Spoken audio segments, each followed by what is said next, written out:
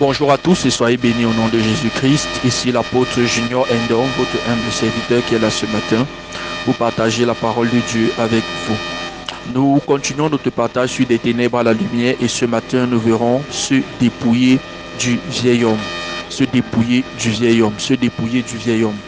Dans le livre d'Éphésiens chapitre 4 du verset 21 au verset 22, il est écrit: si du moins vous l'avez entendu, et si conformément à la vérité qui est en Jésus, c'est en lui que vous avez été instruits à vous dépouiller, eu égard à votre vie passée, du vieil homme qui se corrompt par des convoitises trompeuses.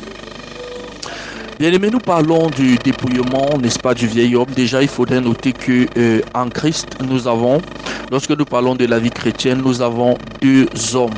Nous avons premièrement le vieil homme et nous avons le nouvel homme.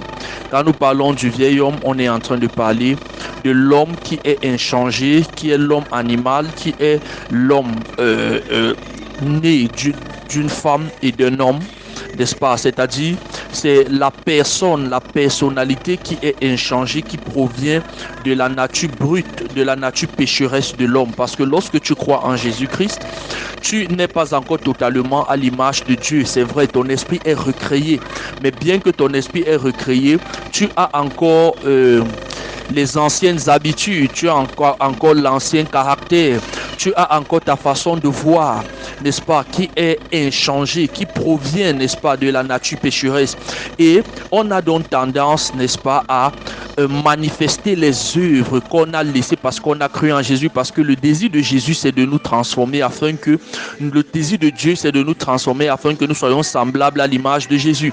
Mais pour que cette transformation soit opérationnelle, il faudrait que toi, tu puisse travailler et œuvrer afin que ta vie ne soit plus la même, que ta vie soit renouvelée à l'image de Jésus-Christ.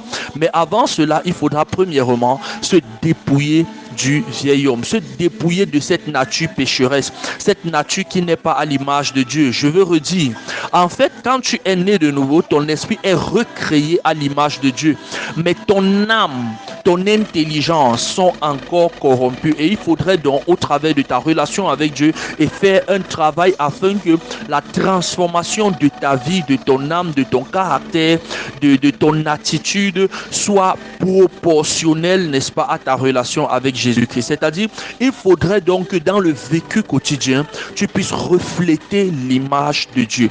Et c'est dans cette optique que l'apôtre Paul écrit aux chrétiens qui sont à Éphèse. Et il leur dit, mais en fait, si vous l'avez entendu, c'est-à-dire si vous avez entendu ce Jésus, si vous avez cru en lui, si vous acceptez la vie qu'il prône, si vous acceptez, n'est-ce pas, sa nature, en ce moment, il faudrait que vous vous dépouillez de l'homme. Parce que en fait, cette vie, cet évangile, c'est la lumière. Cet évangile vient illuminer votre esprit, vient vous amener à voir les choses différemment dans la vie. C'est-à-dire, au lieu, par exemple, d'être gouverné par le mal, par la colère, non. Vous êtes maintenant en train de voir qu'il y a une meilleure façon de voir, une meilleure façon de vivre, qui est meilleure que toute. Au lieu d'être, par exemple, malhonnête. Vous savez, je me suis rendu compte que toutes les mauvaises habitudes, parfois lorsque vous avancez dans la vie, vous vous rendez compte que nous avons besoin de les abandonner parce que ça fait partie du vécu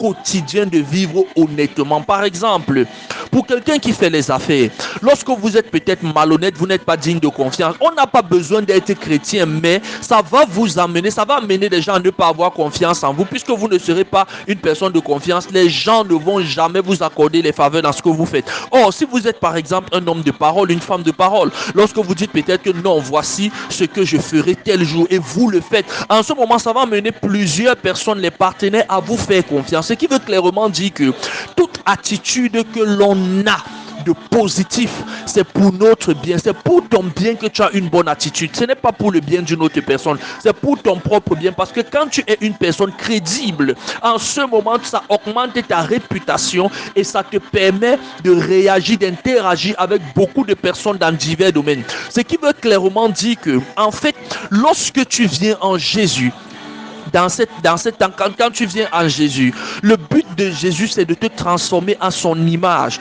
n'est-ce pas, afin que le vieil homme soit dépouillé pour que le corps du péché puisse mourir, afin que tu puisses réellement vivre en la personne de Jésus-Christ. Donc, l'apôtre Paul pouvait ainsi dire que si du moins vous l'avez entendu et si conformément à la vérité qui est en Jésus, c'est en lui que vous avez été instruits à vous dépouiller. Ça veut donc dire, il y a une instruction pour se dépouiller. Le but de Dieu, ce n'est pas que non, quand tu vas arriver, on va chasser les démons, Non, il faut une instruction. Oh, bien-aimé, écoute-moi très bien. Si en fait tu écoutes un évangile et on ne t'apprend qu'à faire les miracles, chasser les démons, prier pour la promotion, ça veut dire que tu es mal enseigné. Tu n'es pas en train d'écouter le réel évangile. Ou alors, je dirais, tu n'es pas encore en train d'écouter le message que Dieu veut de toi. Il n'y a pas de message qui est juste onction, miracle, guérison, promotion, et qui ne traite pas ton caractère, qui ne t'amène pas à changer.